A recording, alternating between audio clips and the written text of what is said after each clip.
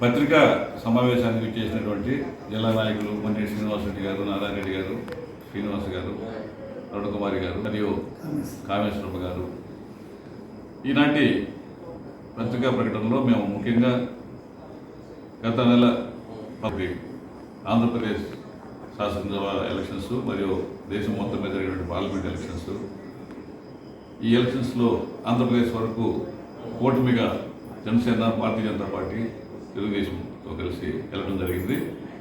ఈ కూటమి ఘన విజయాన్ని సాధించడం జరిగింది. ఈ కూటమిని ప్రజలు పెద్ద ఎత్తున ఆదరించి అద్భుతంగా తీర్పిచ్చారు.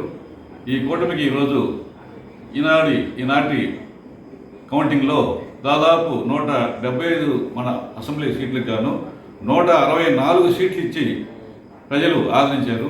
అసెంబ్లీ ఎమ్మెల్యేలను ఇంత పెద్ద ఎత్తున ఆదరించడం గతంలో ఎప్పుడూ చూడలేదు. మనము ప్రజలు ఇచ్చిన ఈ ఆదరణకు చాలా సంతోషంగా ఉంది.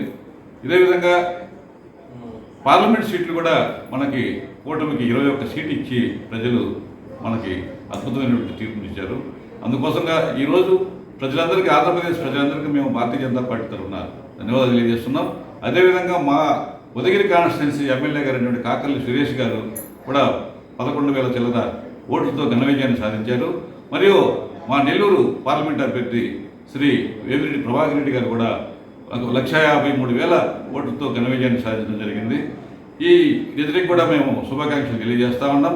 వీరిద్దరు కూడా మన నెల్లూరు ప్రాంత సమస్యల పట్ల బాగా స్పందించి మంచి పేరు ప్రతిష్టలు తీసుకొస్తారని, మంచి పరిపాలన అందిస్తారని, అదేవిధంగా మన రాష్ట్రంలో కూడా చంద్రబాబు నాయుడు గారి ఆధ్వర్యంలో మంచి పరిపాలన మనం అందుకుంటామని, అదేవిధంగా దేశంలో కూడా మోడీ గారు మంచి పరిపాలన అందిస్తారు.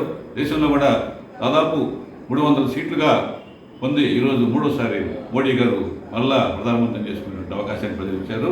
అందువల్ల దేశం మొత్తం మీద ప్రజలకు కూడా శుభాకాంక్షలు తెలియజేస్తూ, మోడీ గారికి కూడా ఇంకొకసారి మళ్ళా శుభాకాంక్షలు తెలియజేస్తూ, మా పార్టీ అధ్యక్షులైనటువంటి పురంధరేశ్వరి గారికి కూడా శుభాకాంక్షలు తెలియజేస్తూ ఉన్నాం. ఆమె కూడా ఎంపికగా గెలిచారు. అదేవిధంగా మా కార్యకర్తలకు, ఈ ఉదయగిరి కాన్స్టిట్యున్సీలో నాతో పాటు అన్ని 8 మండలాలలో పనిచేసినటువంటి బీజేపీ కార్యకర్తలకు, నాయకులకు అందరికీ కూడా ధన్యవాదాలు తెలియజేస్తా ఉన్నానని ఈ పత్రికా ప్రకటన ద్వారా తెలియజేస్తా ఉన్నాం.